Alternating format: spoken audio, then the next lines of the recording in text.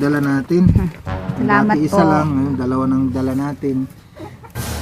Ang nagpaabot ng tulong niyan sa bigas ay si Ate Inday PB. Yung galing kay Ate Inday PB yan.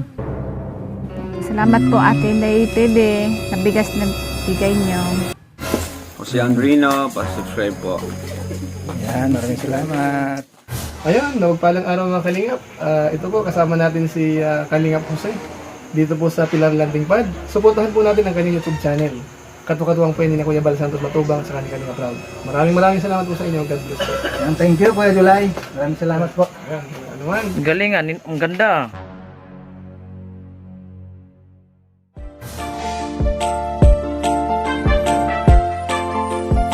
Siya ang makakasama nyo at magiging katuwang aalali sa mga nangangailangan.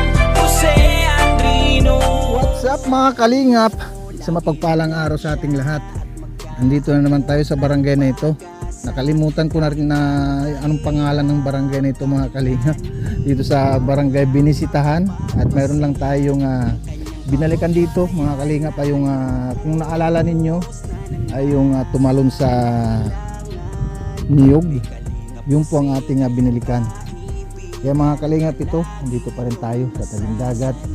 At yung daming mga bangka ngayon dyan na pumapalaot, pero ngayon oras na ito andito pa lang muna sila sa kasi ka ano lang nila ka narating lang din galing sa laot at nagpahinga naman din na yung mga tao ngayon sa oras na ito. At ngayon mga kaibigan, balikan lang din natin dito yung mag-asawa na si Kuya Aldrin.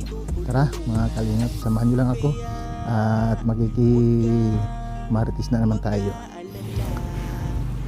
Dito na tayo.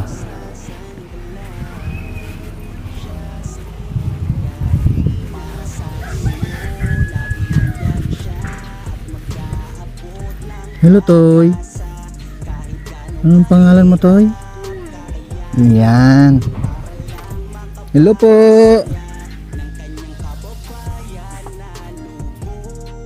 Sino si ate? Anong pangalan niyo te? Stephanie. Dito tayo, upo muna tayo. Napagod ako sa kalalakad. Dito pala si mother nila. Nung pangalan ni mother, nakalimutan ko na. Bini. Oh, si Ate Bini pala. Diyan ka lang te, oh. At mag-ano muna tayo, magkwentuhan para para meron lang tayong ma-share sa ating mga manonood. Ilagay mo lang dyan yan para marinig din yung yung anong pangalan ni ate pala? Stephanie po. Stephanie. Pang ilang pang ilang anak ni Ate Benny? Pangatlo po. Pangatlo. Ilang taon na si Ate Stephanie? 17 po. Stephanie Nag-aaral ka ba? Opo. Oo, saan ka nag-aaral ate? Sa Gumagaan Annex po. Dito lang. Dahil kasi nakailang beses din ako pumunta dito, hindi ka naman nakikita namin. Ilang beses ba akong pumunta dito Ate Benny? Dalawa na ba? Oo. Medyo na rin. Magmula noon, matagal-tagal na rin na hindi ako nakabalik, no? May merinda na tayo kaagad, mga kalingap, May merinda kaagad tayo. Pag pumupunta kasi ako dito, hindi kita naabutan. Pag pumupunta ako dito. Opo, kasi may pasok palagi. May pasok ka. Ngayon, pag anong oras ang pasok mo sa umaga? 7:30 po. 7:30. Sa bagay, pag pumupunta kasi kami dito, hapon na rin.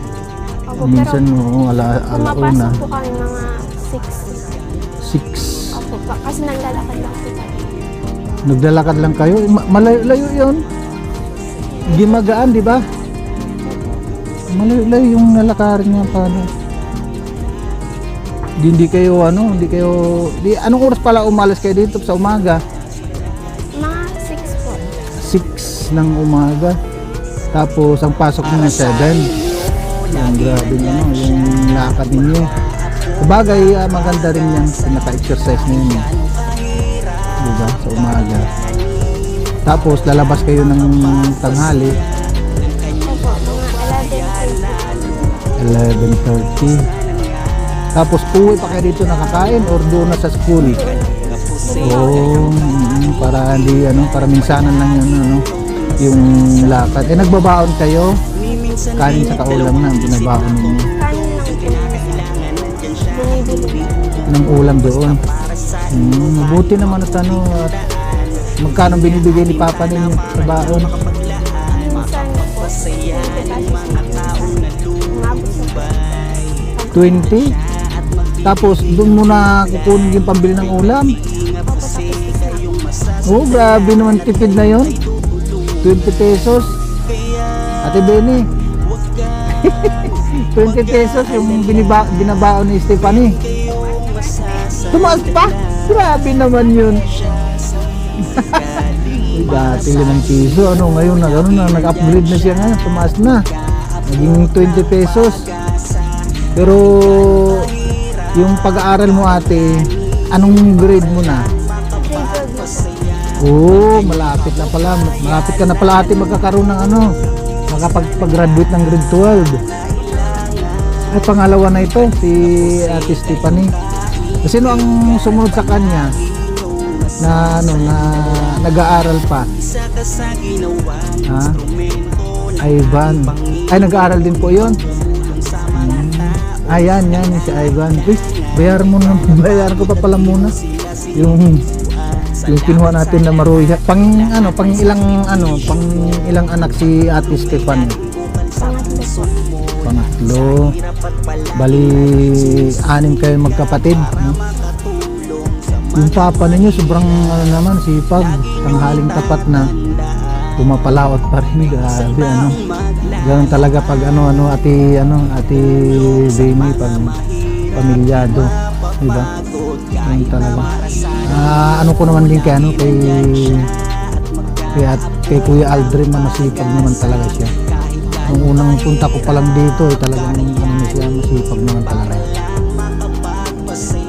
Nung time ate Steph, diba, nung unang punta ko dito, ang nasagap ko na kwento sa papa ninyo, tumalon siya sa niyog.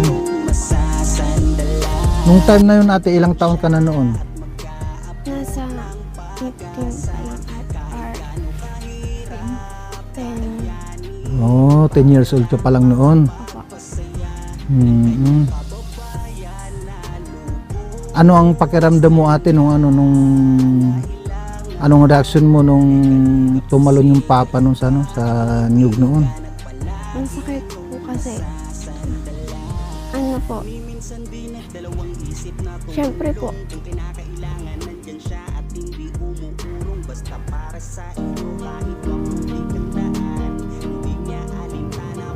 Kalingap tayong emotional si Ate Steph kasi naalala niya yung mga nangyari siguro nung time na yun na yung papa nila noon na ano bang nangyari noon Ate Steph nung bakit tumalon yung papa niyo sa niyog?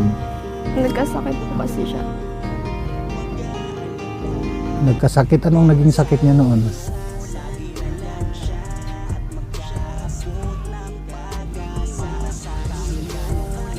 Kasi nung time na yun na balitaan ko na depressed.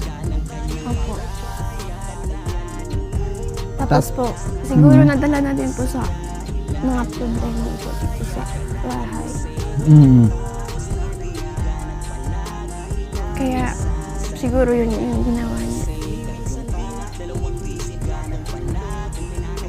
Ang nabalitaan ko rin noon nang dahil ata sa ano bang tawag doon, yung pawikan ba yun?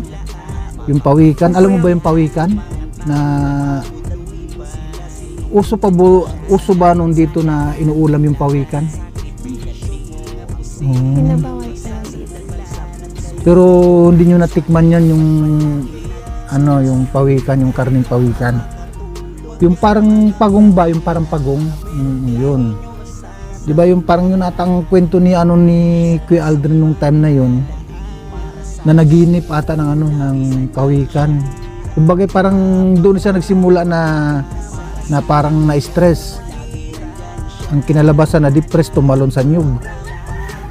Di ba ang hirap din ng sitwasyon na gano'n dahil hindi naman din niya akalain pala nung time na yun na magkakaganon. Kasi ni-review ko lahat ng niya, yung kwento doon sa kung bakit siya tumalon ng niyog. Dahil pala talaga sa yung sa napanignipan niya yung pawikan. Kaya yung kwento doon sa pangalawang vlog ko, may nakalagay ako doon na pawikan. Ano ang naramdaman mo noon ate nung yung si papa mo tumalon sa niyog na siyempre hindi naman din na kung bakit anong nangyari, bakit ginawa niya na tumalon siya sa na yun, sa time na yun sa niyog. Siyempre po, nasaktan po kasi hindi ko pa po nun alam yung dahil kung bakit nila ginawa. No. Tapos inisip ko na din baka kung ano ang mangyari sa kanya, paano na kami. Dahil siyempre ang iniisip mo rin doon dahil pag ang papa ninyo mawala, siyempre paano na lang ang ninyo, ay nag-iisa lang ang mama ninyo kung sakasakali na kung hindi siya nakaligtas sa kanyang pagtalon. Pero may pa rin nangyari pa rin na na nabalian ata siya ng yung hita niya. Nabalik po. Pero ngayon medyo nalalakad na din. Oo, nakakalakad naman. Doon nga ako bumilib sa papa ninyo kasi nga yung papa ninyo kahit na gano'n ang nangyari sa kanya, nagpupursige pa rin siya na buhayin kayo. Duruin nyo, ngayong oras na ito andun na siya sa laot para lang makakuha ng isda para mayroong maibinta si mama ninyo na pang bili ng bigas or ano pa man yung pwede ninyong ulamin din. Araw-araw marami bang nakukuha si papa ninyo na isda? Minsan po, wala. Minsan po meron din naman. Minsan po kasi pag masama yung panahon, kahit lumalaot pa rin siya. Tapos, minsan nakakahuli din siya. Oo. Doon mo rin talaga makikita yung yung kasipagan ng tao, ng papa ninyo kasi nga kahit na gano'n ang nangyari sa kanya, kahit na mayroon na siyang kapansanan, nakuha niya pa rin talaga na pilitin kayo na mabuhay na mga anak niya. Duruin nyo sa taon na yon na nangyari nung ikaw ay 10 taon gulang pa lang. Tapos hindi mo ba naisip noon na or naisipan mo na ano kaya ang nakain ni papa, ano kaya ang nangyari sa kanya, bakit kaya niya nagawa na tumalon sa niyog? Hindi. Mahirap din yun yung gano'n na sitwasyon. Pero ito yung ginagamit niya na tungkod, hindi niya nagagamit ngayon. Hindi na po kasi kaya naman po. Kaya niya na maglakad Nung time kasi na pumunta ako dito ng pangalawa, yung pinakita niya sa akin yung kung paano siya maglakad. At nakita ko naman din yung yung pagsakripisyo talaga na talagang siya, masipag na tao, masipag na ama. Ipinapakita niya talaga sa inyo na kaya kayong buhayin sa pamamagitan ng patas, sa pag-iisda, paglalaot. Yan lang bang ngayon dito ate Steph, yung pamumuhay dito sa Pandaragat lang? Opo, yun lang po yung mga trabaho dito. Pag wala pong lalautin, wala din po. Mas lalo na pag masama po yung panahon. Yun, number 1 yun. Kasi pag masamang panahon, ika nga pag kumulo ang dagat, kulo din ng tiyan. Alam mo kung bakit? Walang makain eh, walang isda na mahuli, di ba? Ganun ang ang pamumuhay ng mandaragat. Ikaw, Ate Steph, kung sakali ikaw ay makatapos na ng pag-grade 12, ano ang balak mo na kursong kunin pag nagkolehiyo? Hindi ko po alam kasi baka di po ako makakalis. Pero yung gusto ko po talaga yung criminology. Sakali. Pero hindi naman po ako makakapag-college. Bakit? Kasi wala naman po pera, wala naman po magpapaaral. Hindi ba kaya na ni Papa na pag-aralin kayo ng kolehiyo? Hindi na po. Kasi ilan lang po yung kita niya sa araw-araw. Tapos kulang pa po yun pang gastos dito sa bahay. Sa pangbigas pa lang kulang na po talaga. Ayun bigas. Hindi sa pang-ulam walang problema kung sakali may mahuli na na isda kasi may maulam naman. Yung pangbigasan talaga. Tsaka yung pang-alawas nyo rin na pag nag-aaral, di ba? Pero lalo pag nag-college na, magiging 30 na, pataas na ng pataas. Kung dati nung pa lang, kumbaga elementary pa lang, ay 5 piso. Tapos naging 10, ngayon naging 20 na. Pag ikaw ay nagkolehiyo na, tataas na ng 10. Magiging 30 na ulit ang baon mo. Pero lang naman yan, tiyaga lang talaga para siyempre ang buhay ng estudyante ay magtiyaga para pag makamit mo yung pangarap mo na kung ano man ang kurso mong kukunin, yun, doon na kayo makakaahon sa hirap kung sakasakali man na ikaw ay makakatapos sa pag-aral. Di ba? Bukod sa pagkikriminology, Ate Steph, ano pang kurso ang gusto mong kukunin? Education po. Education. Pagdating naman sa education, mayroon naman ang pagkakalam ko dyan sa may DCC o na libre ang tuition. Kumbaga, ang anuhin na lang ng papa mo at ni mama mo yung allowance mo. Yung allowance na lang. Yung service pa po, papunta doon. Kasi Magmula rito hanggang doon sa sa DCC, magkano pamasahe nun? Diyan po sa Donsolong, 50 po yung isang tao. Pero medyo malayo pa po kasi yung DCC. Hindi ko po alam. No, 50 pag estudyante. Pero pag pag mag-isa mo lang yun. Mag-isa ka lang nun. Opo, araw-araw. Pero pag halimbawa sa isang tricycle, sabihin lang natin na 5 ang sakay. Baka po makamura. Oo. Siyempre pag mag-isa ka lang, bayad talaga dun is mahal, di ba? 50 pesos. Pero ang pagkaalam ko lang ay 20. Dahil kasi meron din kaming pinapaaral diyan sa sa DCC sa Barangay Ugod. Ang pamasahe niya 20. Opo, kasi malapit ng Addison. Kaya lang 2 sakay, di bali 40. Kung balikan, di 80 na yon. Yung may pamasahe. Pero sa isang sakay is 20 pesos. Hanggang lang yun. Hanggang bayan. Tapos panibagong 20 na naman papuntang DCC.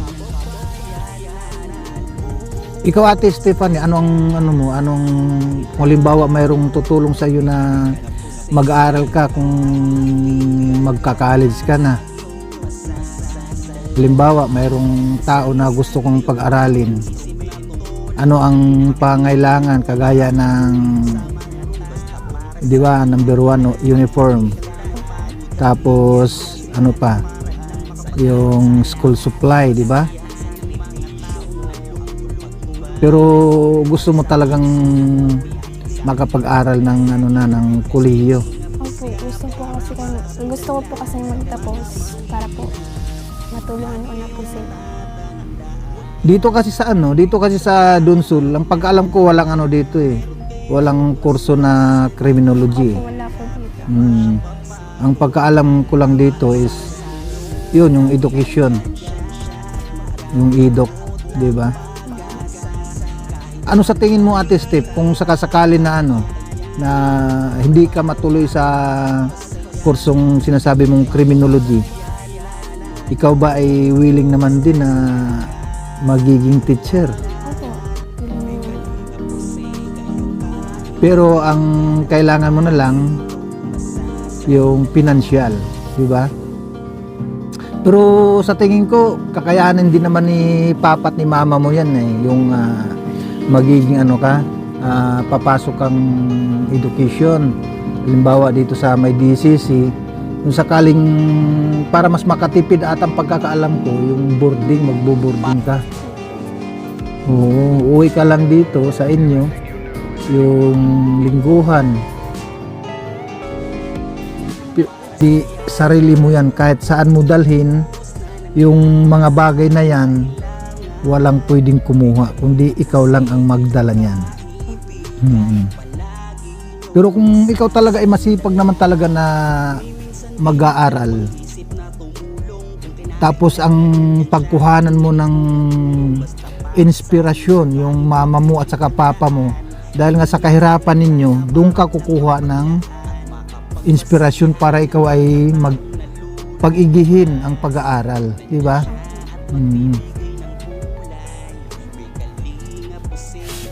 Si papa mo kasi siyempre habang ano na yan, habang nagkakaedad, hindi naman din kaya na pumapalaot yan, hindi naman habang buhay malakas ang papa ninyo. Kaya ang gagawin nyo lang, ang maiganti mo lang sa mga magulang mo ay yung pag-aaral, na ayusin lang yung pag-aaral, di ba? Pag-igihin lang. Ganun lang naman ang ano natin eh, ang sa mga bata ngayon, sa mga kabataan. Kung magandang halimbawa din sa mga kapatid mo na gusto pa rin ano magtapos, yung sumunod sa iyo ng mga kapatid mo. Anong malay mo pagdating ng araw ikaw ay makatapos, yung mga kapatid mo naman gusto din nagayahin yung ano mo, yung pamumuhay mo, na hindi ka na ano rin, hindi ka na gaano mahirapan din, ganun ba? Makapag-isip din yun ng mga kapatid mo, di ba, Ate Stephanie?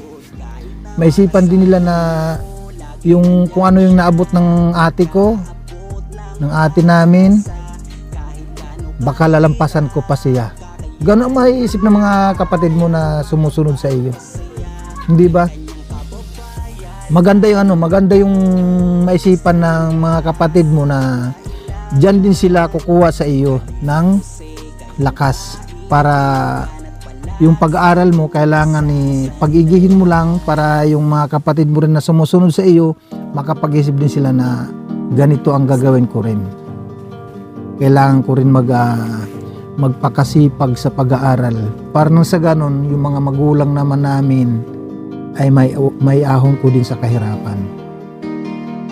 Di ba, magtiwala lang kayo sa ating Panginoon dahil hindi naman laging nakaano yan, hindi naman natutulog, nakikinig din sa atin yan at nakaantabay. Di ba, Ate Stephanie? What ito ang ang katanungan ko, Ate Stephanie. Mayroon ka bang panawagan sa ating mga manunood na sa mga gustong tumulong na pag-aralin ka, kung sakasakali mayroong makapanood na kababayan natin sa ibang bansa na gustong tulungan ka na pag-aaralin? Pwede ka manawagan dito, Ate Steph.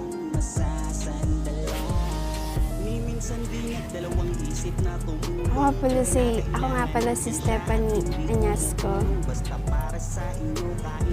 Grade 12 student po.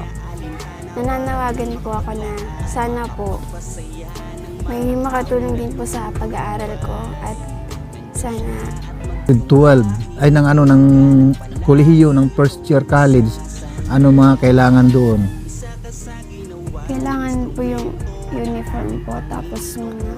gamit. Tapos yung mga requirements pa pong nagpapa-enroll pa po. Yun po, ang kailangan dun. Ano pa? Tapos, yung sa allowance po, tapos yung Oo, kailangan talaga yun, yung allowance talaga. Number 1 naman talaga yung allowance pag ikayan na papasok na ng ano, pag nagkolehiyo. Kasi hindi naman pwede na na wala kang allowance. Kung sa halimbawa na mayroong tulong na darating sa mga gusto makapanood nito, number 1 talaga yun, yung pang allowance. Ate Benny, ano ang panawagan mo sa mga kababayan natin, lalong-lalo na yung mga nasa ibang bansa, para kay Ate Steph sa kanyang pag-aaral? Nananawagan po ako na sana po may mga taong mabubuting puso po sa ibang bansa na sana po tulungan si Stephanie makapag-aral. Kasi po, hindi naman namin kayang paaralin niya ng college. Kasi po, hirap din kami. Ang anak hindi, yung isa, grade 7 lang natapos, yung panganay. Yung pangalawa, grade 12 nakatapos rin. Tapos, nagtrabaho na siya kasi gusto niya makatulong sa amin. Itong panganay ko, ang trabaho naman, maglaot-laot, pang minsan-minsan. Ay, kasama naman din siya na pumapalaot. Nakikisama dyan sa mga bangkang malalaki. Sa pagsama-sama ba ate sa bangka, magkano ang sahod nun? Ano bang sahod ba? Yung arawan bang sahod o isda din ang binibigay?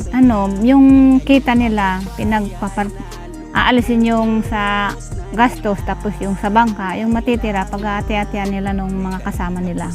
Yung pala yung rules din sa ng pagsama ng bangka, Opo. Ay ate, meron pala tayong bigas. Ito yung bigas natin, Yan, kasama natin si Kalinga Papsi. Maraming salamat Kalinga Papsi, Ito ate Benny, yung bigas na dalawa na yung dala natin. Salamat dati po. Isa lang, dalawa na yung dala natin. Ang nagpaabot ng tulong niyan sa bigas ay si Ate Inday PB. Nanggaling kay Ate Inday PB yan. Salamat po Ate Inday PB sa bigas na bigay niyo. Maalala mo ba ate nung pangalawang punta ko dito, una at pangalawa? So, sino ang nagbigay ulit ng bigas para sa inyo? Si Ate Inday. Di ba? Napaka-generous talaga ni Ate Inday. Wala siyang kupas. At laging nagpapadala sa atin yan para mabigyan yun sa mga kagaya ninyo. At yun, kung dati isa lang, ngayon dalawa na. Dami na. Kumbaga nag-upgrade na rin. Ikaw Ate Stephanie, anong masasabi mo kay Ate Inday PB? Maraming salamat po sa konting tulong niyo po. Makakatulong na din po ito sa amin sa pang-araw-araw. Malaking bagay talaga yan. Lalo na ngayon may dalawang 5 kilos ang binibigay natin. At naisipan ko din kasi na alam mo kung bakit dalawang 5 kilos ang dinala ko. Kasi nga ilang na rin ako, mayroon na bang isang buwan na hindi ako nakapunta dito, Ate Benny? Sobra siguro. Nintay nga kayo doon anak ko nung mag-uwi dito. Sabi niya, kailan kayong darating dito at makita ko man lang ng personal. Saan nyo nagtatrabaho Ate Benny? Anak na yun? Sa Camellia Home, sa kasambahay. Babae Sa Camilla Home? Babae. 20 na. 20? No. Apo. Dalaga ba? Opo. Umuwi pala dito, nagbakasyon. 2 linggo siya dito. Sabi niya, intayin ko baka dumating, makita ko man lang ng personal. Matagal-tagal din kasi ako na hindi nakapunta dito, hindi nakabalik. Yun, tama nga yung sabi mo, may isang buwan mahigit. Malalayo kasi yung mga ruta namin. Sabi niya, mapasalamatan man ng personal, hindi sa cellphone. Hindi lang sa cellphone. Ano. Gusto ko niya sa personal. Dahil kasi marami ding nanonood sa ano ko, na mga taga rito. Hindi ko naman alam kung hindi naman din sila napakilala na sila hindi man lang sinasabi na ako pala yung anak ni ganito, na natulungan ninyo. Iba din yung talagang yung makita ka ng personal na pasalamatan. Kasi yung sa cellphone lang din, di ba? Opo. So paano Ate Bini sa sunod na pagbalik ko ulit baka sakaling andyan na si Kuya si Kuya Aldrin. Opo. Pasalamatan ko lang yung ating sponsor. Maraming salamat po kay Ate Inday PB at sa lahat po ng ating mga sponsor. Maraming salamat kay ating Laura Inverget Official at kay Kuya Bal Santos Matubang. Maraming salamat din po. At kay Ate Edna Vlogs, kay Kalinga Prab, at sa lahat po ng mga gustong tumulong sa pamilyang ito. Kayo na po ang bahalang kumontak sa akin kung sakasakali man na mayroon kayong ipabot na tulong o sino man ang gustong magpaaral sa batang itong na si Ate Stephanie na anak po ni Ate Bini. Ayun, maraming salamat muli at sa ating mga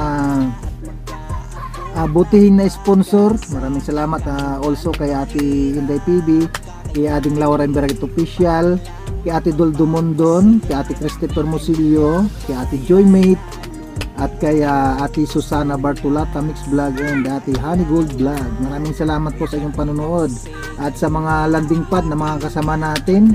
Also kay Ambassador J. Murillo Vlogs, ang ambassador ng Gumaka Quezon, at sa kanyang deputy na si Kalinga Plidya, at kasama pa rin natin na mga Kalinga partner na si Billionis TV and Rose Oral D Mix Vlog.